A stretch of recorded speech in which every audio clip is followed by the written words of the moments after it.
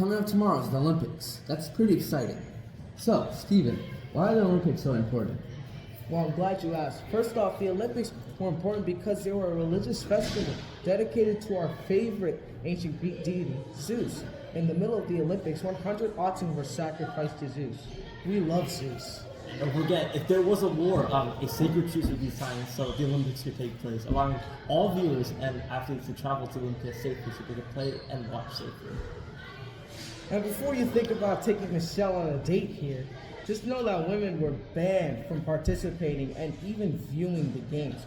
Any woman caught in taking any part in the Olympic Games, save for training the horses, would be thrown off of a mountain. I don't know about you, Shannon, but me personally, I will not let that slide. Don't forget about the Heron Games. It's a game for women in honor of her. Although it has only one game, which is a foot race, and it's not part of the Olympics, it's still fun anyways. It's time for one of the most anticipated events of the decade, the Olympics. Every 4 years, the most elite athletes from each city-state come together and battle. Honestly, this time of the year has to be one of my favorites. All of the Greek city-states stopped fighting each other and came together to make the Olympics possible. It shows how important it is to us. So tonight's first event will be the stage. It's a 192-meter ring. Should be nothing short of an exhilarating performance from these big, strong men. Shannon, do you want to refresh us with the rules of the stage? Alright, so like you said, it's a straight 192-meter race. The Greeks are not playing around with these rules, as if a competitor. Fall starts, it results in painful falling. There's also no tripping and ramming.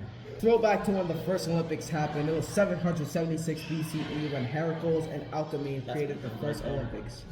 There was only one event, which was the stage. I remember watching that game and seeing Charybdis dominate the competition. Fun times. Yeah, and Stephen, I can't believe it's already been 4 years going on down since the last Olympics. So, tonight's competitors for the state are Thomasus of the 704 BCE draft class, representing Sparta, and Samuses of the 692 BCE draft class, representing Athens. This is Thomas's third Olympics, so he's a veteran of this, and he's just come off winning back-to-back titles. The money line is currently on Thomas's, but there is some upset potential. After Athens placed last in the league in the previous Olympics, they selected Samusis of Minos State with the first pick of the 704 BCE draft. He has shown some amazing flashes, so if we see more of that, I think Samusis will be able to upset Sparta. What are you talking about? Thomas has been, if not the most dominant runner in the history of this event. He has destroyed his opponents in his back-to-back victories. What does Samusis bring to the table to make you think he can win this race? If you ask me, he brings absolutely nothing to me. Okay, that's enough. Right now, we have Samusis and Thomasus at the competitors' pit. I think they're both going to come hard and fast and make each other sweat till they're dry. Before we start, we'd like to thank the sponsor of this event, Zeus. We will be sacrificing 100 oxen on day 3 of the Olympics at Zeus's altar. Don't miss this event.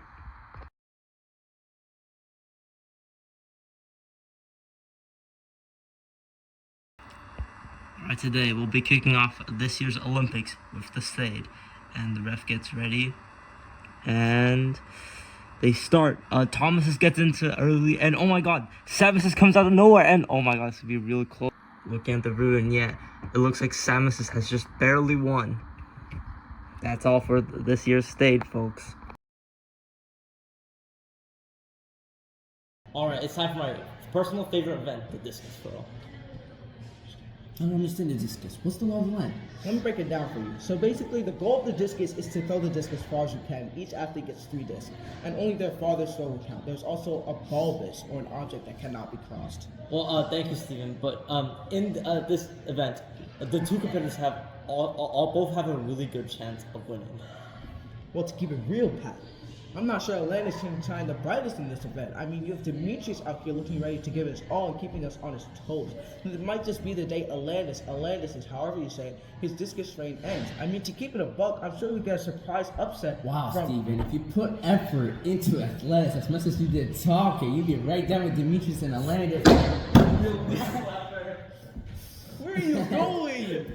Right. Okay, well, as I was saying, Atlantis has had some drooping performances in regionals, and Demetrius has been unbeaten so far in his most recent matches. Demetrius' form recently has been incredible, and it might be possible that Atlantis receives his first ever defeat in the discus Olympic Games? Well, Stephen, despite Islanders' recent upsets, he's still a veteran of the game, and he may still get a victory over Demetrius. I believe it can go either way. It's a true battle of experience versus talent. Alright, we kick things off with Demetrius, who throws it to the left, and it skids to stop around the 23-yard line. Let's see if Alandis can respond. And he throws it to the right, and it keeps on rolling. And it starts rolling backwards, and that's not what Alandis is looking for. And it goes to around the 17-yard line. That's pretty bad. And it's time for Demetrius to throw it again. And he throws it, and it goes wide right, landing around the 19-yard line. Yes, the 19-yard line. And Alandis throws again, and it hits the seal, and Alandis can't catch a break as it lands around the 15-yard line. Demetrius on his last throw trying to ice the game as he throws it, and it rolls, and it lands around the 24-yard line, beating his previous 23-yard record. And I think that's going to be game.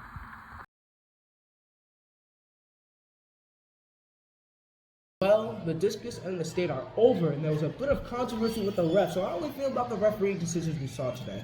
To be completely honest, the hell of the Neckeye judges had been all the correct decisions. I agree. Although the race in the state was definitely the closest one, there is clear VAR provided proof that Samuelses have beaten Thomas's. I know Thomas's and Sparta will be disappointed as this was not the result that they wanted. But what happened was a close game. If Thomas's had a couple more inches, he would have dominated Samuel's hard. I'm surprised the Master Kafori, or Ratatouille, didn't have to whip anybody.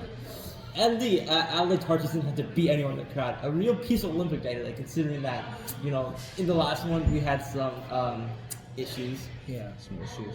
That's it for the first day in the Olympics. Thank you to whoever decided to tune into today's show. We'll be back tomorrow for more Olympic coverage. Thanks, Steven. Thank you.